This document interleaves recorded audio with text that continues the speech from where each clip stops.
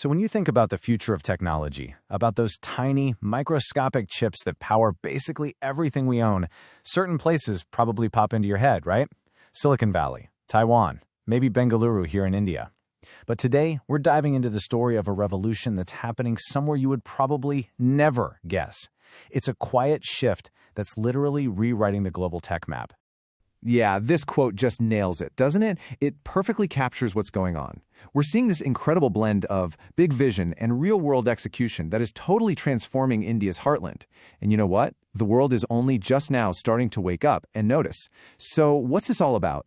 Well, at the very heart of it all, you have semiconductors. Now, these aren't just little electronic parts. They are the hidden brains, the absolute nerve center of all modern technology. I mean, without them, your phone is just a brick, your car won't start, and forget about complex missions like Chandrayaan. They are, and this is no exaggeration, the engine of the 21st century. And wow, just look at this. It really shows you just how insanely complex these things are. These little circuits are where all the magic happens, processing millions of commands in a blink of an eye. And building them is one of the most difficult, most expensive manufacturing processes on the entire planet. So naturally, when India decided it was going all in on making these chips, everyone just assumed all the action would be in the usual spots, the established tech capitals. But the real story, the one that's shaking things up, is unfolding somewhere else entirely.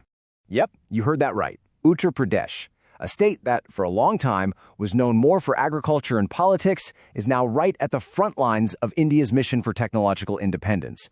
It's a change that's happening so fast and is so ambitious that it's caught pretty much everyone by surprise. So the big question is, how? How did this happen? Well, let me tell you, this was no accident. This rise is built on a very clear, very deliberate strategy. We can actually break it down into three main pillars that came together to create the perfect storm for this high-tech moonshot. All right, so these are the three keys to understanding UP's success. First, a totally game-changing policy to pull in investment. Second, building the world-class infrastructure to actually support it.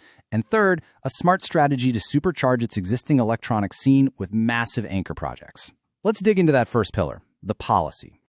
Look, any huge industrial shift like this has to start with policy, right? And Uttar Pradesh, well, they didn't just write a policy, they rolled out the red carpet. The UP semiconductor policy of 2024 is basically designed to take the risk out of these gigantic long-term projects for investors. Now, this is where it gets really interesting. Just look at these numbers. We're talking about huge subsidies on capital investment, a 75% subsidy on land, and a whole decade of free electricity duty.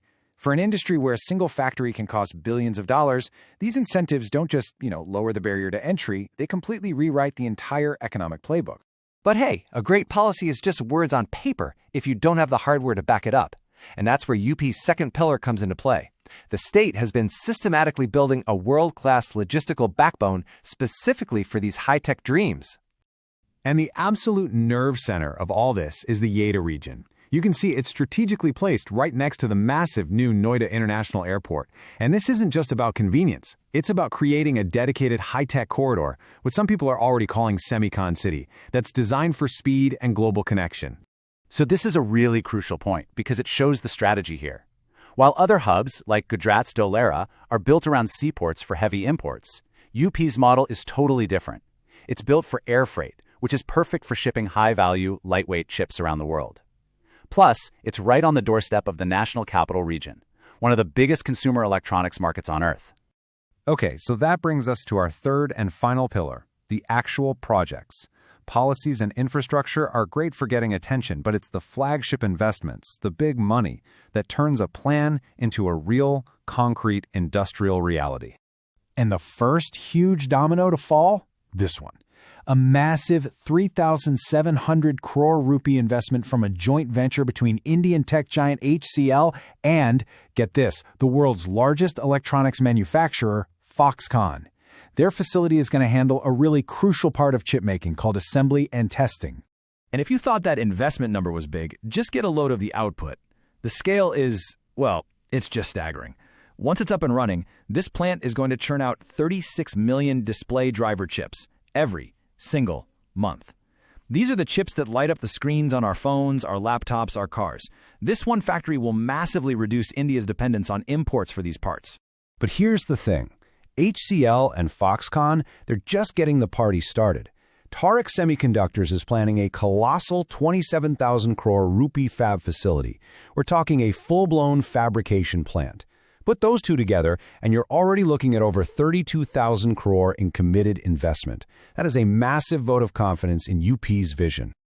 Okay, so we've got the policy, the infrastructure, the big money, but what does all this actually mean for the people and the state? Well, the impact goes way, way beyond the factory gates. This isn't just about building one industry, it's about building a whole new kind of economy. This whole semiconductor push, it's not just a side project. It's a cornerstone of Uttar Pradesh's absolutely massive ambition to grow its economy into a $1 trillion powerhouse. High-tech manufacturing has one of the highest economic multipliers out there, which means every rupee invested generates many, many more in the wider economy. And this chart really gives you a glimpse of that incredible ripple effect. Just those first two projects alone are expected to create over 15,000 jobs, both direct and indirect. It's going to ignite a whole ecosystem of smaller support businesses. And you can see here, for every one job in a chip fab, it can create 5 to 10 other jobs around it. That is truly transformational. All right, and finally, let's zoom all the way out. Because this isn't just a story about one state's economic journey. What is happening in UP has really profound implications for India's strategic goals and, honestly, its place in the world. You see, for decades, India has been a beast at assembling electronics, like smartphones. But the brains of the operation, the chips themselves, almost all of them were imported. By making these chips in-house, India climbs up the value chain. It's a massive step toward what's being called Atmanirbhar Bharat, or technological self-reliance. It secures supply chains and cements the country's reputation as a trusted global manufacturing hub. So, the story of Uttar Pradesh becoming a semiconductor hub, it's just a powerful reminder that the future can be built in the most unexpected places. As the very first made in UP chips start to roll off the line, powering our digital world, it leaves us with a pretty fascinating question to think about. What's the next great silent revolution, and where is it going to come from?